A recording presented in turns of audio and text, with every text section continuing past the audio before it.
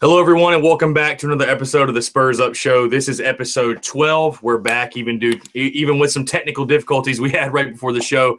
And we are back for episode 12. We got a big show for you today. Going to talk a little bit of recruiting with a special guest of ours. Going to break down the schedule and also go over our predictions. And as always, your listener questions. But first, if you do want to follow the show and the podcast, be sure to check us out on iTunes. Be sure to go there, rate, and subscribe. We are at the Spurs Up Show. You can find us there. Please leave us your feedback. Tell us what you like. Tell us what you don't like about the show. Also, be sure to check us out on Twitter. We are at Armchair SCAR, so at Armchair SCAR on there. Leave us your feedback there. Tweet us. We like hearing all the questions, the comments, stuff like that. Also, be sure to check out Armchair All-Americans. This is a podcast brought to you by Armchair All-Americans, localizing your sports coverage. So be sure to go there to not only check out the show, but all of our content, all of our coverage of the South Carolina Gamecocks. There as well. Be sure to follow us on Instagram as well. We are at Armchair S Carolina, getting that up and running as well. So with that being said, I'm joined as always by my colleague Tyler Clark. We actually do have a special guest on the show I'll get to in just a second. But Tyler, how's everything going? We got 17 days to kick off. It's getting here, faster than you know it. But how's everything been going with you? I'm good. I've been waiting for this show for a while because that means football is officially here. How many days do we have? 17. Yeah. Jesus. Pretty wild. I'm excited. Yeah. And again, excited as well. And like I said, we do have a special guest. We're going to talk, before we get into the schedule, a little bit of recruiting. Before we obviously get into the season and get involved with that, there has been some big recruiting news and will be going throughout the season. A lot of guys, I think, waiting to commit throughout their high school seasons or have changed their commitment dates, as we know. Bringing on, he's worked on Garnet and Black Attack for a while as their recruiting coordinator. Now is actually the recruiting coordinator for all of Armchair All-Americans. We bring on Alex Reynolds. Alex, how's everything going, man? It's a pleasure to have you on. Appreciate you taking time out your day to join us. It's going good, Chris, man. I'm excited to get on here with you and talk some Gamecock recruiting, and I'm very excited to be working with Armchair now and kind of spearhead our recruiting. I think we're going to do a lot of big things. Absolutely. Yeah, no, I completely agree with you. So we'll just jump right into it. South Carolina right now sits, I think, in the Rivals rankings, they're 19th in their class and sit with 18 commitments. Just the first thing I guess I want to ask you, Alex, is how do you feel right now about the state of where South Carolina is at with their commitments and, their projection of where they can go, kind of finishing out the recruiting cycle into February? I think Will Muschamp isn't getting nearly the credit he's due for the job he's done so far. I know a lot of fans aren't really happy with the number of 3-stars that have been rolling in, but this is a 3-win team. This is a program that's won 9 games over the past 2 seasons. So right. I think it says a lot when we're fighting for guys, even if we're not landing them. We're in the final 3 of guys who are committing to Clemson and committing to Bama and committing to those upper tier schools. But I also think as the season gets started going, I think a lot of these 4-star guys are going to start to fall, and I think we are going to see a few guys go to South Carolina. Yeah, that was one thing I noticed too. It's, you're right, a lot of their commitments that South Carolina has gotten, at least up to this point, have been like a lot of different 3-star guys. And it seems like to me, a lot of the bigger guys, are waiting. Somebody we're going to talk about in just a second. I mean, like J.C. Horn, for example, he's a 4-star guy and was supposed to commit, a month ago and still hasn't. So that's one that didn't fall yet either for anybody. Everybody's still kind of waiting on the word there. But yeah, I think it's kind of like a end of cycle where most of these bigger guys are kind of waiting it out.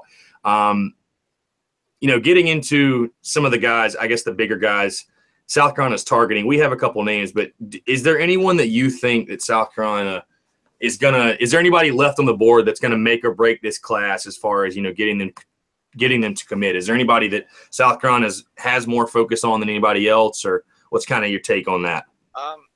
No, I would never say that, there's one guy that's going to make or break a class. I know a lot of people want to hear that name, that guy who's going to be the marquee player. But, it's really rare where you have your Jadeveon Clowneys where they just kind of solidify your program for the next, 3 years.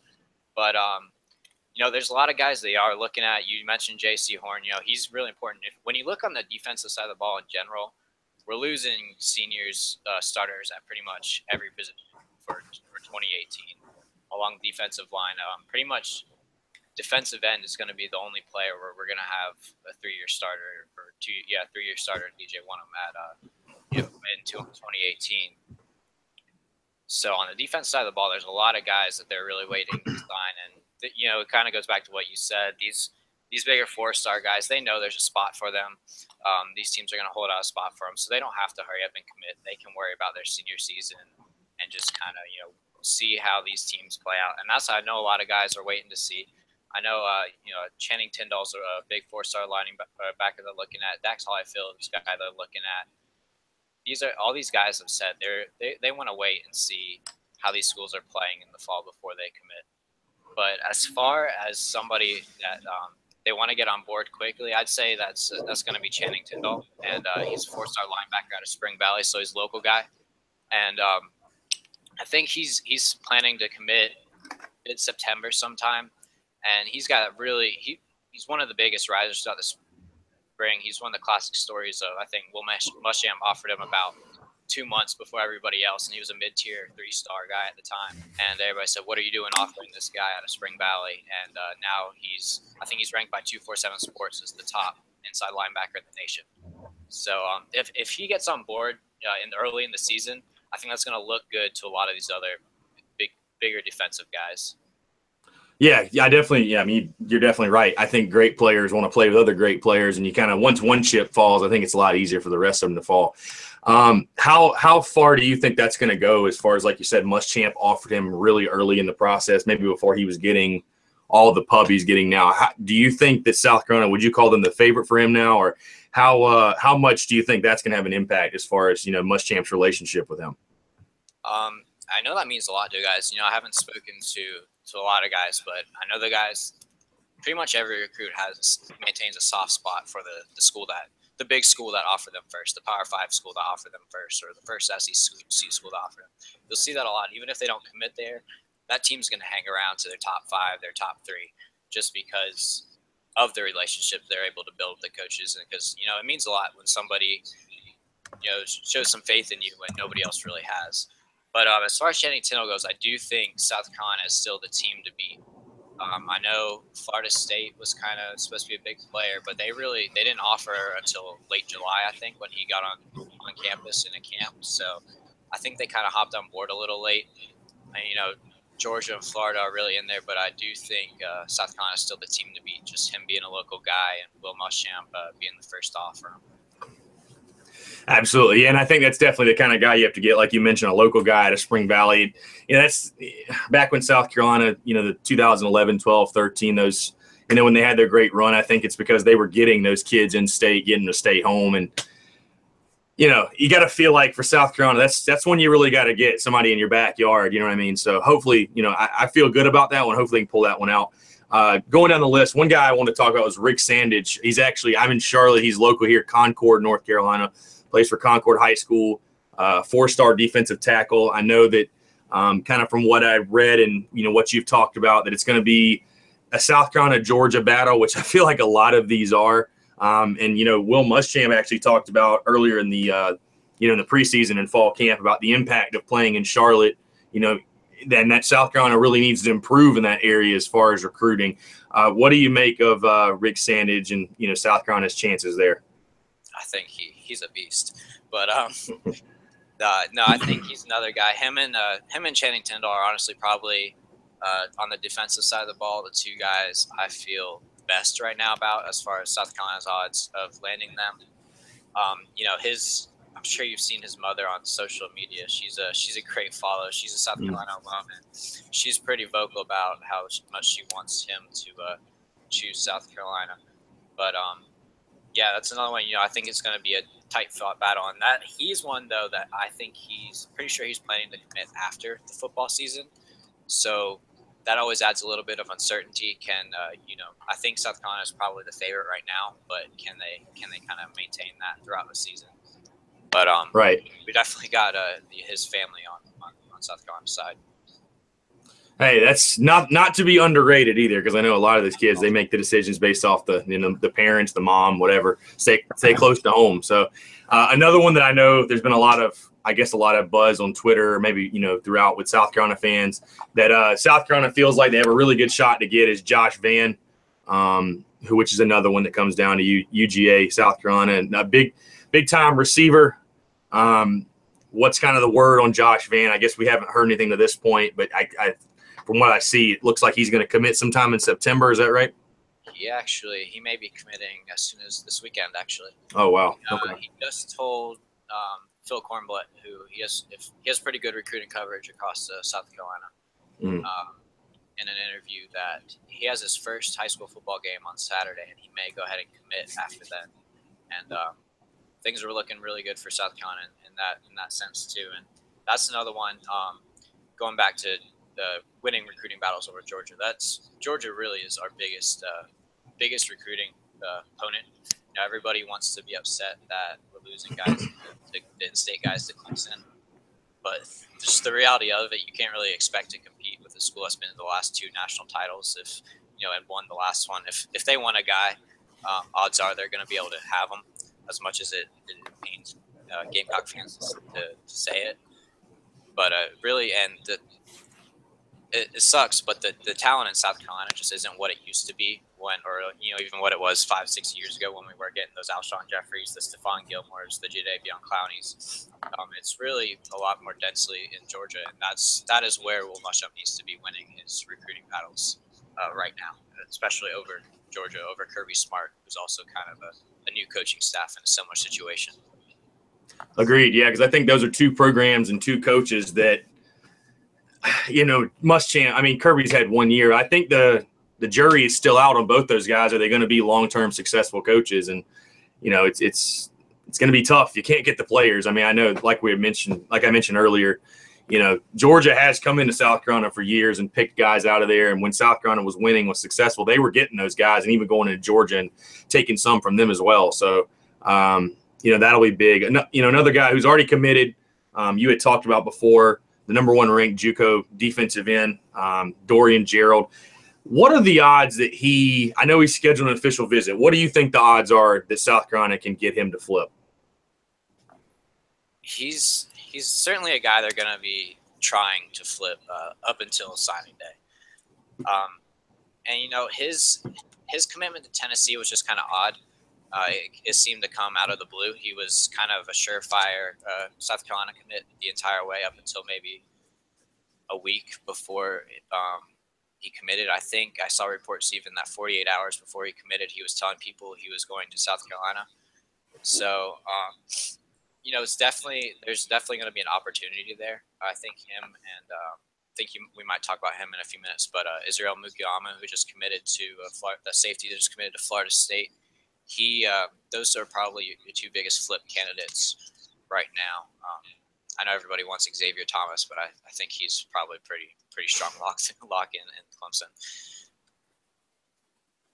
Okay, yeah, absolutely. And that was the next one I was actually going to ask you about, because I remember watching the recruiting video, which is never a good idea, and saw Mukiyama put on the Gamecock hat and then switch to the and that just hurts. Florida State. Yeah, it just hurts to watch. I really thought, I thought we had him. I wasn't even thinking about it, and I was like, oh man, he switched. But he's a guy, 6'4" safety. I think the pitch with all of these guys, really, especially on defense, and Muschamp has made it clear before that, if you want to play, come to South Carolina. If you want to start early, play early. I think that's why a guy like Jamias Williams came. He knew he's going to play, and he is going to play.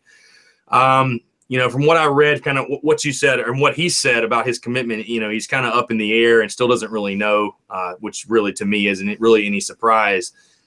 How hard do you think the coaching staff's still going after him, and what are the odds that South Carolina can land it? Because I think a 6'4" safety that's ridiculous. That's a huge guy. Yeah.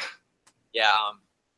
I think, and anytime Muschamp and T-Rob kind of sign off on a defensive back, you kind of know they're the real deal.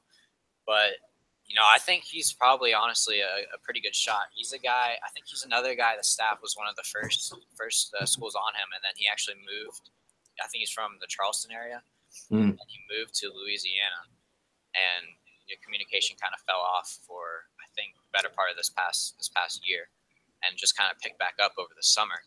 So Florida State was kind of already the main player by then, and But I know, communication may have started back up just a month before he committed. I know it's continued strong since then.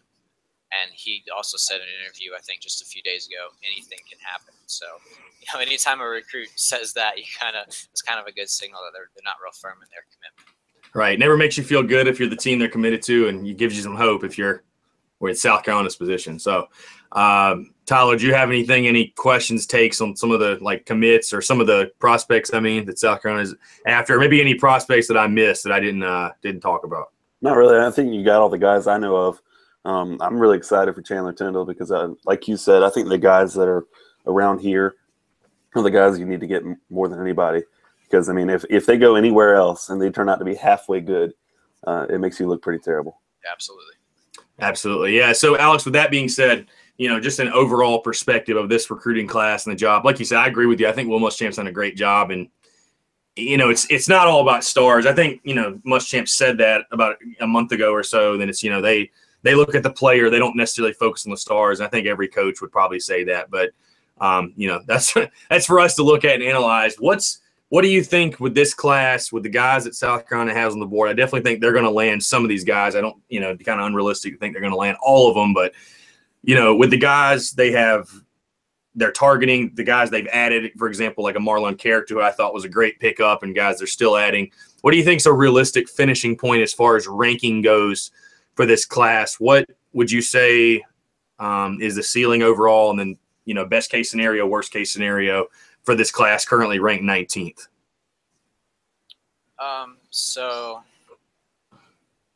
I think they're probably on par to finish probably where they're at, even if some of these big guys fall, because it's the same thing is kind of going to happen across the country. Schools are going to move up, schools are going to move down. And I think that's a solid class ranking by all means. But I do think this class, there's going to be some turnover by February. Some guys are going to decommit. I think so. We have 18 commits, but I think also Tyson Williams counts against the numbers, and Tyreek Johnson, who was originally 2017 commit, he gray shirted. So I believe, I could be wrong about this, but my understanding of the NCAA bylaws is that they're both receiving their scholarships for the first time in 2018, so they will count against the numbers. So we're already up to 20. Cap's at 25. There's only 5 spots left. I know there's at least 10 guys they're pursuing pretty hard right now. So we're going to see some turnover. We might see some guys decommit, some guys flip. But I do think 18, 19, I think that's probably where they're most likely to end up. I think if things really go their way, they might be able to shoot up closer to 15. But I don't think this class is necessarily about getting those marquee players, as really just doing a good job of evaluations and getting those 3 stars that you really feel good about. You see it every year, especially in South Carolina, that 3-star recruits go out of state and really end up being performed just because there's so many small high schools in South Carolina that it's just hard. It's hard to evaluate everywhere. And I think that's something Will Muschamp and staff are really trying to do. South Carolina, Georgia, and North Carolina is recruit the big cities, but really branch out more into these smaller regions that were really kind of skipped over when Spurrier and his staff were doing the recruiting. Right, absolutely, yeah, and I think it's one thing you got to trust Muschamp and his staff too, especially with the defensive guys, even if they're 3 stars. That like you said, when Will Muschamp and T-Rob go after a guy in the secondary, they get their stamp of approval. I think everybody kind of knows he's a legit player. Like, they're not just signing anybody to come play in the secondary. But yeah, I agree with you, just building the depth and everything. And I think, would you agree that and Tyler, you can chime in too. I think a top 20 class for this staff to add in another top 20 class, and even possibly just anywhere between 15 and 20, I think would be a successful recruiting class for them. Yeah, I'd agree with that. Definitely. Perfect. And last question, I know you already addressed it. I have to ask it because me and Tyler have kind of talked about it, and I just have to ask it. We obviously know De'Carrion Joyner's committed out of Fort Dorchester, the quarterback. He's coming to South Carolina. He had a little Twitter deal with talking to Xavier Thomas, trying to get him. What percentage, if any, do you think there is at South Carolina? Because I think it'd be silly to think they're not still talking to him. What's the odds, if any, that they get him to flip or even consider to flip? Man, I think obviously they are still pursuing him. There's no doubt about it. You'd be dumb not to. But that's gonna be a tough one, man. I don't think the possibility is very high. I think he's already signed his financial aid paperwork and stuff. Oh, okay. That's not. It's not on the books official, but it's looking like he's pretty set to Clemson. But I mean, I love seeing DeCurion, get out there and try to recruit these guys. That's awesome when you can get your recruits to do that. Yeah, no, I agree. I'd say the same thing as you. I think I asked the question in fun, but I think it's 0.001%. So it's a shame. I think he'd play right away. That's the only thing I think they can sell to him, and Muschamp's relationship with defensive players. But like you said, team that's been in 2 national titles and won one, it's pretty tough to compete. So yeah, it's killing me, man. I'm from Florence, and none of these Florence guys are showing the Gamecocks any love. Yeah. I mean, it's tough to compete with that, but kind of give what you take. You give some, you get some. It is what it is. So with that being said, yeah, really good stuff on the recruiting and everything. We're going to let you stick around, Alex, if you don't mind. We're going to talk a little bit about the 2017 schedule, who South Carolina actually plays this fall. Was able to look into a little research in that. Actually, South Carolina last year, Phil Steele's a big guy. I'm not sure if either of you guys look at his magazine or anything. He's a guy that, basically at the College Football Bible comes out every year. I always take a look at that. Last year, in 2016, South Carolina had the 63rd ranked schedule. He's actually got him ranked this year as the 7th toughest in 2017. And I know that you had talked about it somewhere between 5 to 7. Either way, much tougher. Before we kind of get into it, I guess my one question to both of you guys is, and I feel like this has been kind of a common theme, but I'll ask you both. There's how good of a chance do you think that South Carolina will be a much improved team this year, but could possibly still have the same record as last year? Very, very, very good chance.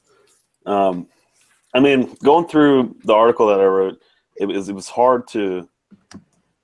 I mean, by looking at the teams, you're like, oh man, we should win this game, and just picking us. But I had a hard time going and writing losses for some of them and writing wins for some of them. But I think it's a really good chance that we could go 6-6 again, but also be way better in a lot of categories. Yeah, I'd say it's definitely a real possibility. My heart really wants to tell me that 8 wins is realistic. Exactly. That SEC stretch going into October, November, it's just brutal, man. There's really no time. There's really no time for the team to rest up if injuries occur. So it's definitely a possibility. I think, I also think there's a possibility the offense could just blow the brakes off everybody, and it really doesn't matter because we're just scoring 30, 40 points a game, kind of how I was at 2014. Right. But the defense should be better than that. Yeah, the schedule to me has got such a funky kick to it because, I mean, last year was the same, but moving that Georgia game to so late in the year, I can't remember I don't know if South Carolina and Georgia have ever played in November before. So definitely is an interesting point in the schedule there. Just taking a look at it, I sort of do agree with you guys. I'll kind of go through what I did really, really early. I think right after spring practice, what I'm going to do now. Basically just go over my wins, toss-ups, and losses for South, and you guys can chime in and give me yours if you have them. Basically what I picked, I've got La Tech, Vandy, Wofford, Mizzou, and Arkansas as wins. I think La Tech and Wofford, they have to be wins. I mean, I have to call it a win. I think Vanderbilt just doesn't have enough to compete with South Carolina as a skill position. I think they'll be able to outscore them. Mizzou, I know it's on the road. I know it's early in the season, but I think South Carolina still is going to have enough. I think that defense they have up there is atrocious. And even being on the road, this team showed struggles there last year. I think they'll go in and have enough to beat Drew Lock. I think it'll be like a 41-24 game, 41-28 game, high scoring. And then I think South Carolina, as much trouble as Arkansas has given South Carolina, I'm going to give them the nod in that one just because by week 6, I think that South Carolina is going to be clicking on all cylinders. I think the defense will be much improved. And I think, Arkansas is more of a run-first team where South Carolina is going to be spread and moving quick with tempo. Just think they'll be too much. So my toss-up games, I'll go losses first. My losses, definite losses I have are at Georgia and then Clemson at home. I just think going into Athens, Georgia's favored to win the division. I wanted to put this one as a toss-up because I really feel like in this game you never really know who's going to win, even though Georgia's had the upper hand the last couple of years. But between the hedges, I think it's asking a lot of South Carolina. Jacob Eason's a solid quarterback in his own right. They're going to have a pretty solid offense with Nick Chubb and Sonny Michel back. I think South Carolina might just come up a little bit short. So I put that one down as an L. And then as much as it pained me to say Clemson even at home, probably going to be like a night game, big game, obviously. I just think Clemson right now has too much. My opinion of this game could change off of what we see this year because I'm not sure if you guys saw Clemson actually announced they're going to play 2 quarterbacks, which I don't think has ever worked. So it'll be interesting to see how it plays out. But right now, just with everything that's going on in Clemson winning the national title, the talent they have coming back on the defensive line, I put that one as an L as well. And then my toss-ups, Tennessee, Florida, Texas A&M, NC State, and Kentucky. Tennessee and Texas A&M are on the road.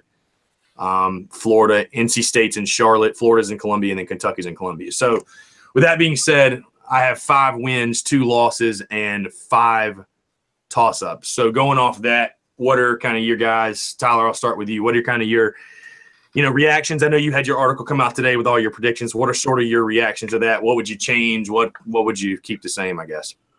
I'll keep it all the same just for prediction's sake. So if I'm right, then I'm right and I look good. But I refuse to believe that Tennessee is good. Refuse to believe it. So I'll keep that one as my 100%. That's going to be a win. But I hope Kentucky's not a toss-up. I really fucking hope not. Because if we lose that game, I will just go into hiding and never come out again. Delete my Twitter, and that'll be it.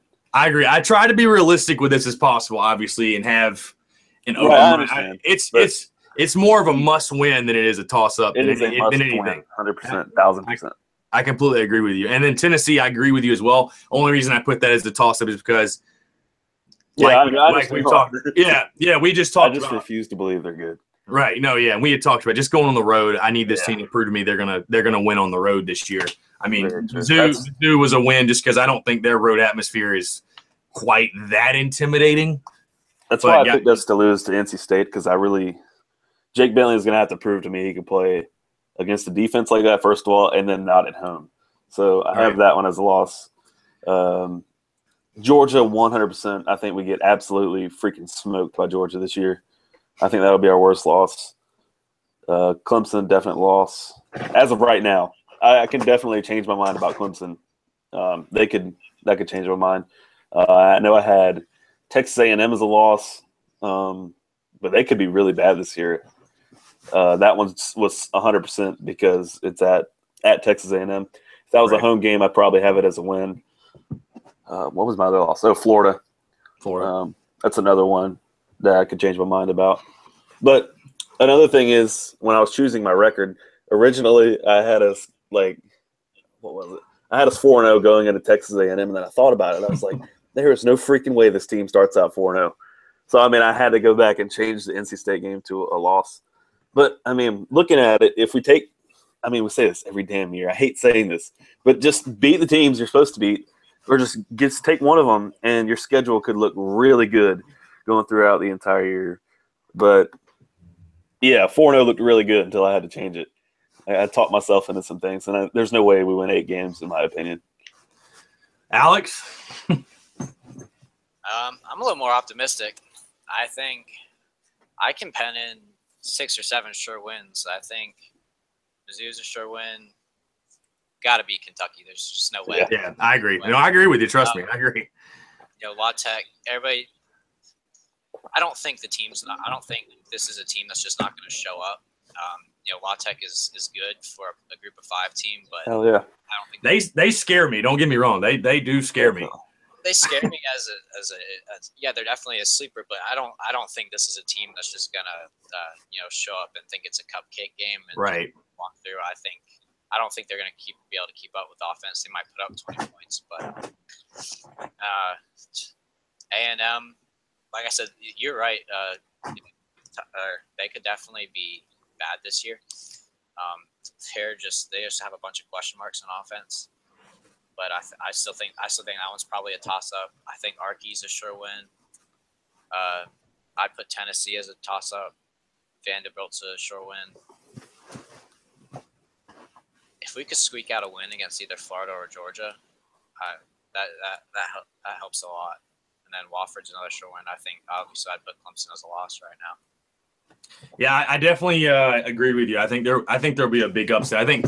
I don't think Florida beating them, I don't think that'd be a huge upset. I mean, at home, I know Florida's good, don't get me wrong, but a lot of people are picking South Carolina to beat them last year in the Swamp.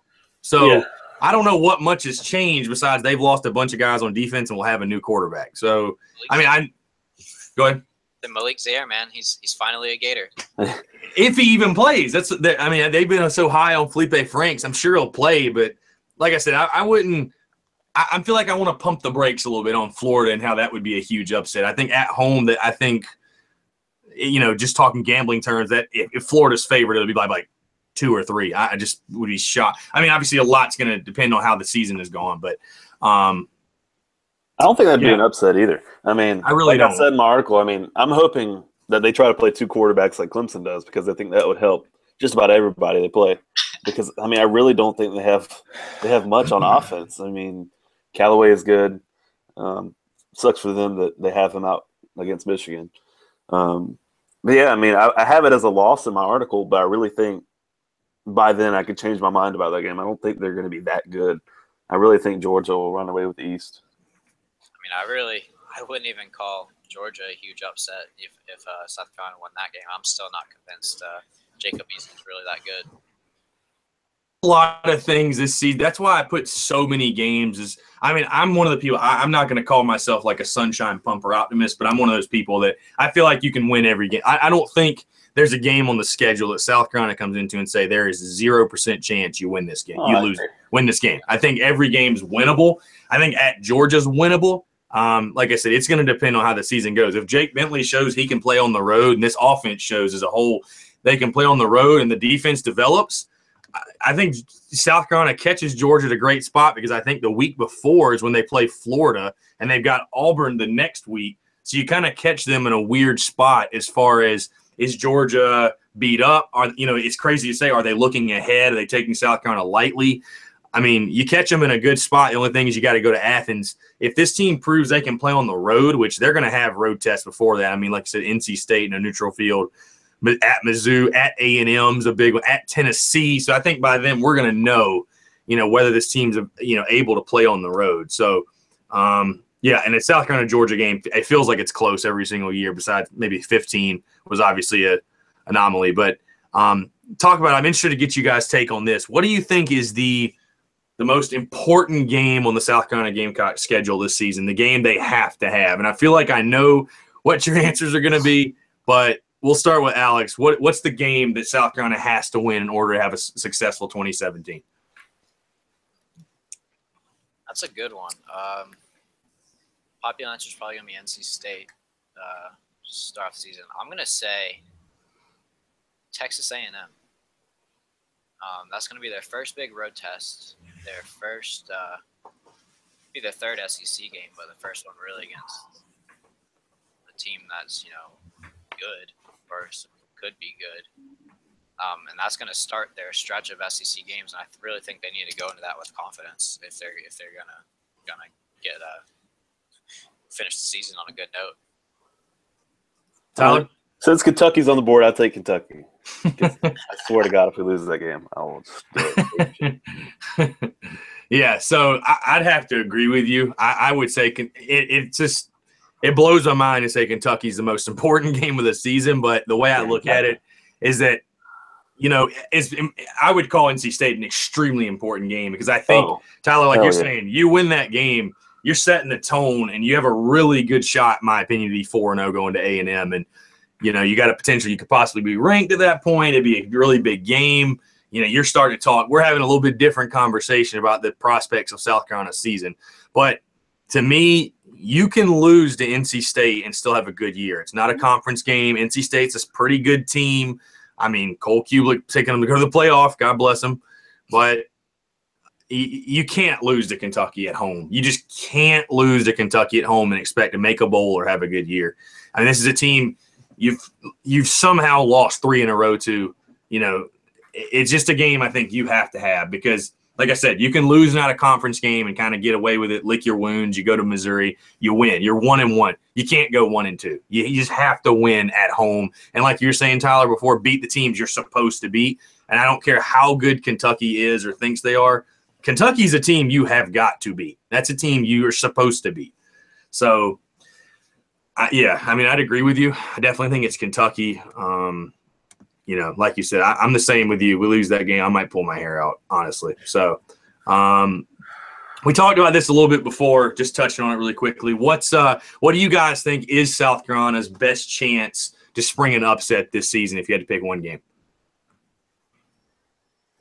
Oh, I mean, we kind of just talked about none of them would be real upsets. But well, if like on paper right now, I think there's definitely some that people would call an upset for sure. I'll pick Georgia because I'm not going to say we have no chance. We talked about that too. I mean, last year driving to the Texas A&M game, I was like, if I've ever in my life seen a game, there's no chance we win. It's this one. And then the first play from scrimmage, we fucking run 75-yard touchdown. So I was like, oh, well, I guess I was wrong.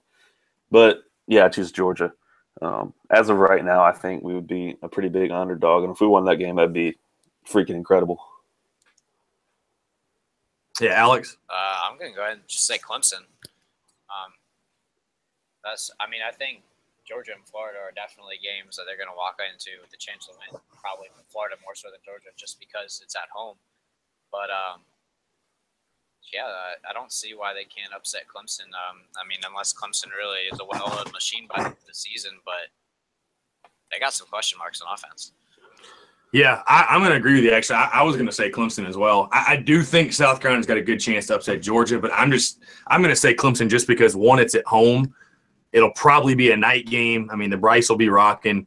You know, you get them in your place, but also the losses that Clemson had on offense. I mean, people can say whatever they want, and I think South Carolina fans kind of look and just shake their head when people say that when people just think that Clemson's going to lose to Deshaun Watson and replace him, and there's going to be no drop-off. I mean, South Carolina had a similar instance happen when a guy named Connor Shaw left. It wasn't as easy to replace him as you thought. As good, and with all due respect to Dylan Thompson, as good as he was, and it wasn't all his fault, it's just a different – you just don't replace a guy like that overnight. So, I think at that point, last game of the year, South Carolina, I think, will be surprising a lot of people on defense, clicking on defense. I mean, the offense should be a well-oiled machine at that point. I think that's probably going to be your best chance. I like South Carolina's chances on the road in Athens, but I think your best chance for an upset, are going to come in Columbia on November 25th. So now to make, our predictions, kind of put it out there, overall record. Obviously, we had Tyler had his article come out. You got Gamecocks at 7-5. If I had to look right now, I would probably say South Carolina would be.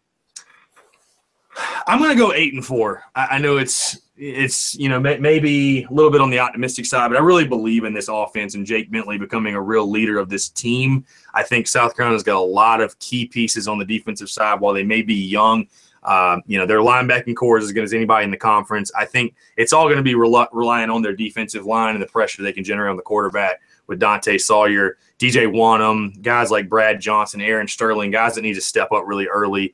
And then you got Ulrich Jones and Stallworth in the middle, and then hopefully, you need a guy like Javon Kinlaw to step up as well and plug the middle. But I think this team has a lot of upside. I think they are going to spring an upset. I'm not sure which one it'll be, but I think out of Clemson, Georgia, I guess we'll say Florida, even though, we've kind of made that clear it won't be an upset. I think they will surprise some people and surprise somebody this season. I think 8-4, though, with a solid bowl game is my prediction, not only, but would be a really great year in year 2 of the Muschamp era and kind of set up for a big 2018. So, Alex, do you have like a prediction? Or I think you kind of already said 8-4, but what's your feeling kind of overlooking the entire season? Yeah, I'll stick with 8-4. This team, they probably will slip up and lose a game they shouldn't lose, but I think they're going to beat a team or two that they quote unquote shouldn't beat. And I think this offense is going to surprise somebody, even if the defense doesn't pull it together as much as we want them to. I just think they're going to throw it all over people if this offense can really offensive line really can just stick together in any semblance, any shape or form, I think they're going to be set on offense. Absolutely, yeah. And it'll start September 2nd, 3 o'clock on ESPN, the NC State Wolfpack and South Carolina Gamecocks in Charlotte. I'll actually be at that one. And just to kind of not jump off topic, that is a game I think South Carolina is going to win. I really do. I think it's going to be a high-scoring game, but I think South Carolina is going to be able to do enough to beat NC State. So we'll kind of see what happens from there. So, like we said, tickets going stuff for that game tomorrow. I might have to get one. Yeah, I actually bought mine a couple of days ago. We've got a group of like 9 Gamecock fans sitting together, row 4 of the upper deck. So we'll be doing our part for sure. So it should be a really fun game. Game's gonna be fun.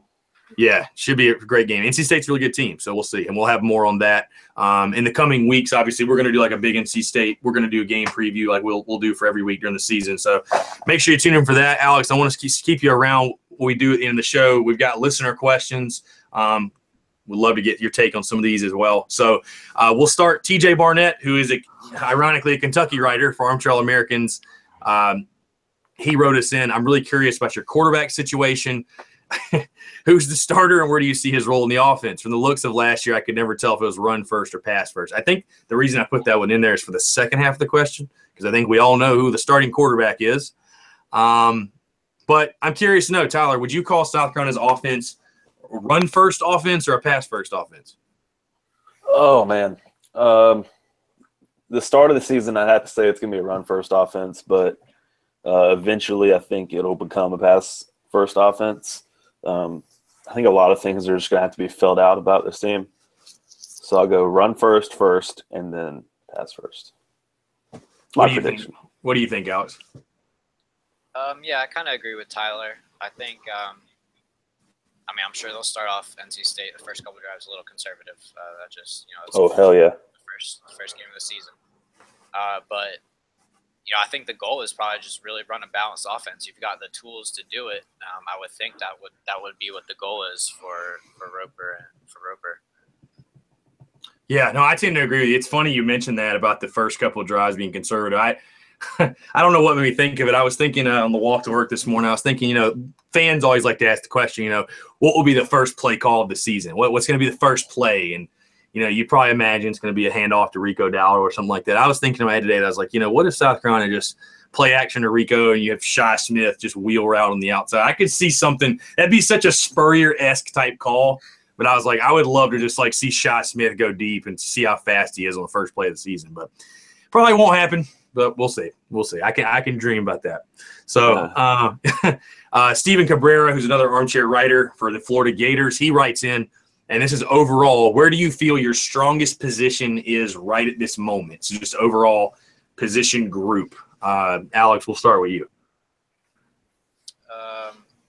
Running back, probably. I think we got 3 guys who could really be a starting running back on an SEC team. And people seem to be kind of forgetting A.J. Turner, kind of saying, oh, he's lost in the rotation. I don't think that's going to be the case at all. I think I think Rico will be the starter, but I think we're going to end up seeing just ride the hot hand. I really liked Tyson Williams' quote at the South Carolina Media Days. He said their goal is just to have 0 drop-off no matter who's carrying the ball, no matter who's in the game. Just they want it to be same quality, and I think that's very achievable. Tyler?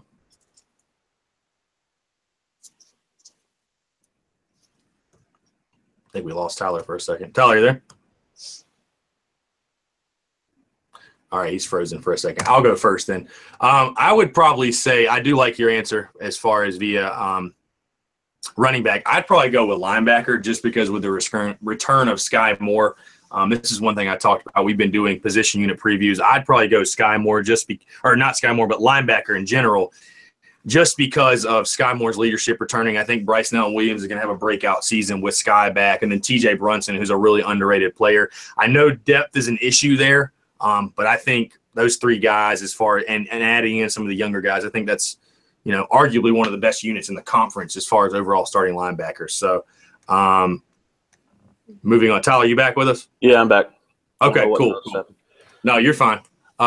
So we were just talking. I just said linebackers. Alex said running backs. What do you think the strongest position is overall right now? I'm going to agree with running backs because I think like he said, I think they could start. All three of them could start on a lot of teams in the country. I'm really interested to see how Tyson and Rico work together because I think that they complement each other extremely well. As long as the offensive line holds up and they're just slightly improved, I think the running game will be so much better than it was. Yeah, I agree with you. I mean, I definitely think running back. I love the addition of Tyson Williams, and I agree with you, Alex. I think A.J. Turner is a guy that people are sleeping on. I think that this coaching staff is going to plan on using him a ton. So, moving on, Joe C. on Twitter at JWC2 and TLC asks simply, what do you guys think? If we beat NC State, we'll be 4-0 going into the A&M game. The confidence will mean a lot to a young team. Yeah, Joe, I completely agree with you. I definitely think that I think winning breeds confidence, and the more this team wins and the more confident they get, the better they're going to be. So I definitely think that, yeah, you're definitely onto something. So what do you guys think? Any input on that? Or my feed kind of chopped out. What was the question? No, I was saying that if he thinks that, how are you going to feel basically if South Carolina beats NC State and is 4-0 going to the A&M game? Phew. Sign me up for the national championship. Yeah. We're going. See you in Atlanta. Absolutely. So we'll move on. Snoop Cocky Cock on Cocky Talk had a bunch of questions. I'll pick a few here. Let's see. We all know Sky being back will help the defense as a whole, but will it specifically raise the game of Bryce and Allen Williams? Alex, I'll start with you. I think it's huge. Bryce and Allen Williams is really best when you can kind of get him in those pass rushing situations, kind of get him at that buck position, and we just really haven't been able to do that because of lack of depth and just lack of guys at the linebacker position. And having Sky back, and it's really interesting to me. TJ Brunson is going to be playing Mike, and he's going to be making all the calls. So that really is interesting to me. But yeah, I think just having those two guys is really going to free up Bryce and Allen Williams to do what he does best. Yeah, I agree 100%. I don't know if it was it our last show that we talked about defense, Chris? Yeah, we did talk about defense on the last I said that 100%, I think. Sky Moore being back will benefit Bryce and Allen Williams more than I think it'll benefit Sky Moore himself. So I'm really excited to see how good Bryson could be when he doesn't have to do everything himself.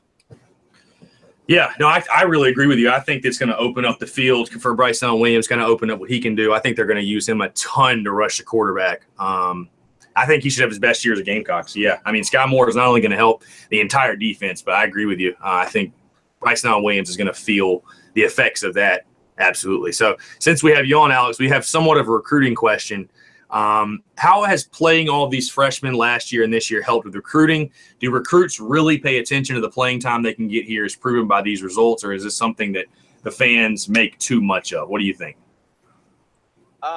No, I do think I do think recruits see that and they care. I mean, obviously, it's going to vary from person to person. What are their priorities? Do they just want to go to a program that's going to win games, or do they want to get on the field early? Every recruit's a little bit different. But no, you hear it time and time again that guys just say, "Hey, I just want to play," and that's really and a lot of coaches will tell you that. But when Will Muschamp is telling you that, and then you see that he's actually playing his freshmen and sophomores and redshirt guys, it says a lot. Yeah, I think it's huge. I mean, like you had said before, you want to play at South Carolina, especially on defense, come on. And like you said, I think he gives freshmen every opportunity to compete. So you got to appreciate a guy like that. He sticks to his word. And like you said, gives every opportunity to every, young player to come in and compete for playing time. He just wants the best 11 on the field. So I definitely think it's huge in recruiting. I mean, I think it's one of the biggest pitches South Carolina has right now. So, and then we'll actually wrap it up with this question. This comes also from Cocky Talk on Garnet Black 215. It's a uniform question. What uniforms will South Carolina wear against NC State? Tyler, what do you think? Do we know if we're the home team or the away team yet? So we are the home team. Oh, damn. I believe we are the home team, yes. I don't even know. I mean, are you going to wear all black? I mean, I think it'd be freaking filthy. I will hope we wear all black. That's my guess. I don't think we'll wear all black just because I think it'll be hot as hell 3 o'clock in September. That's true. Damn it. I would love to see us mix it up with all garnet. I personally like the all garnet. I don't know what it is. Like, I'm talking garnet helmets to all the way down. It's going to be something crazy. I know that. Yeah, so I'm going to go on a limb and say all garnet, even garnet helmets, everything. I would love to see that. That would be awesome. I think they do that for away games though. Didn't they do that for the Clemson away game in like 2015? Well, so the one in Williams-Brice, they wore it, but it had the the white circle, the old school. But I'd like to see it like fully. And they've actually, I don't know if you guys have seen on Twitter, but they have like a promo for the South Carolina tailgate, and like they have like a Gamecock player on there flexing, and he's wearing all garnets. I'm like, maybe. I mean, I don't know. I mean, I want to see it. It was like the only combination we didn't see last year. It really was, yeah. So I think if they don't wear all garnet, I think they'll go like, I don't even know, black, garnet, black. I don't know. It'll be interesting how they mix up the uniforms, but you know. Yeah, I don't know. I was gonna go with all black too, but I think they'll save that for either Florida or Clemson. I just think it'll be so hot. Like who knows? You have a point. No, you definitely have a point. But it also depends on the weather. It depends on the weather. It might not be hot that day. I don't know. Didn't we go all black against East Carolina at home last year? Yeah, and it was scorching. So it was definitely hot. It was hot as hell. So I wouldn't be surprised. But we'll have to wait till September 2nd. Again, Alex, we really, really appreciate you coming on and hope to have you on more in the future. Again, he's Alex Reynolds with our recruiting department, head of recruiting at Armchair. Again, as we're wrapping up, if you do want to follow the show, check us out on iTunes, rate, subscribe. Tell us what you like. Tell us what you don't like. You can search the Spurs Up Show there and check us out. Be sure also to go to armchairallamericans.com. The show will be on there as well as all of our South Carolina breaking news and content there. Follow us on Twitter at ArmchairSCAR, Armchair SCAR. Tweet us, follow us, interact with us, and then also our up-and-coming Instagram page at Armchair S Carolina. So with that being said, I'm Chris Phillips. Again, he's Tyler Clark. He's Alex Reynolds. Fellas, any last words? We're 17 days away. I got nothing. Happy to be on here with you guys. Everybody be sure to follow us at Armchair Recruiting on Twitter, and you can follow me if I didn't completely blow this podcast at that Recruiting Guy. All right, that's the one way to go out. All right, again, we appreciate you guys listening, and we'll catch you next time. Thanks for tuning in.